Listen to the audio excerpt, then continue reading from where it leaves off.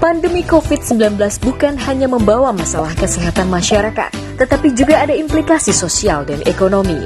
Setiap kebijakan pemerintah dalam penanggulangan pandemi COVID-19 pun memperhitungkan kehidupan sosial ekonomi masyarakat. Untuk memutus rantai penyebaran COVID-19, pembatasan sosial berskala besar atau PSBB telah diberlakukan pemerintah di sejumlah daerah. Pemerintah hadir melalui Kemensos dengan bantuan program sembako sebagai program transformasi bantuan sosial pangan. Keluarga penerima manfaat atau KPM dapat memilih jenis, kualitas, harga, dan tempat membeli bahan pangan, sehingga mereka mampu meningkatkan asupan gizi dan nutrisi, serta mampu hidup sehat selama COVID-19 mewabah. Siapa yang berhak menerima program sembako? Mereka adalah keluarga penerima manfaat atau KPM dengan kondisi sosial ekonomi terendah yang terdaftar di Data Terpadu Kesejahteraan Sosial atau DTKS. Tujuan penyaluran program sembako yaitu tepat sasaran, tepat jumlah, tepat waktu, tepat harga, tepat kualitas, dan tepat administrasi. Bagaimana cara KPM memperoleh bantuan sembako? KPM cukup menggunakan Kartu Keluarga Sejahtera atau KKS yang berfungsi sebagai alat transaksi. KKS wajib dibawa para KPM untuk mencairkan program sembako dan mendapatkan bahan pangan.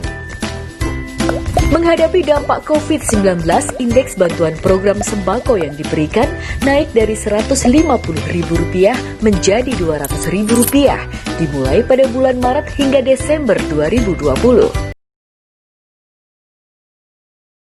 15,2 juta menjadi 20 juta penerima manfaat. Kemensos memperluas jangkauan program sembako bagi 4,8 juta keluarga terhitung sejak April hingga Desember 2020. Tapi ingat, dana tidak dapat dicairkan secara tunai, hanya untuk pembelian sembako saja loh ya. Apa saja bahan pangan yang didapat dari program sembako?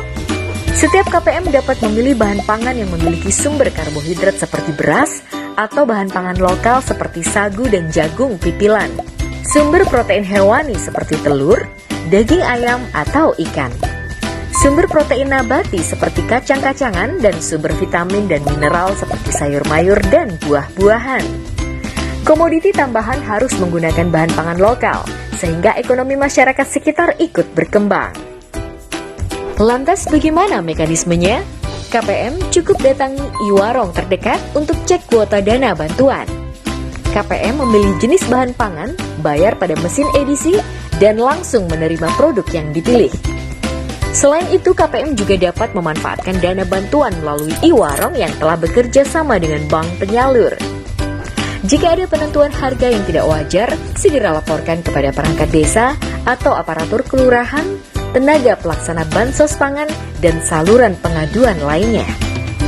Tidak hanya di daerah yang telah menerapkan PSBB saja, program sembako juga disalurkan ke seluruh pelosok wilayah di Indonesia, termasuk wilayah yang sulit dijangkau dengan dua mekanisme, yaitu secara online dan offline. Mekanisme online dilakukan seperti mekanisme reguler dengan menggunakan KKS pada mesin EDC secara online. Sedangkan mekanisme offline dilakukan berkala setiap 2 hingga 3 bulan sekali di lokasi yang telah disepakati antara tim koordinasi bansos pangan dan bank penyalur di daerah. Untuk pencairan bantuan dengan mekanisme offline, KPM wajib membawa KKS dan identitas asli.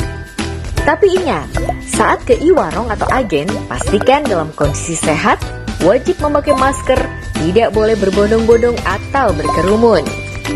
Pastikan menjaga jarak minimal 1 meter, mencuci tangan yang sudah disiapkan oleh e-warung atau agen sebelum dan sesudah pengambilan sembako, dan tidak usah bersalaman ya.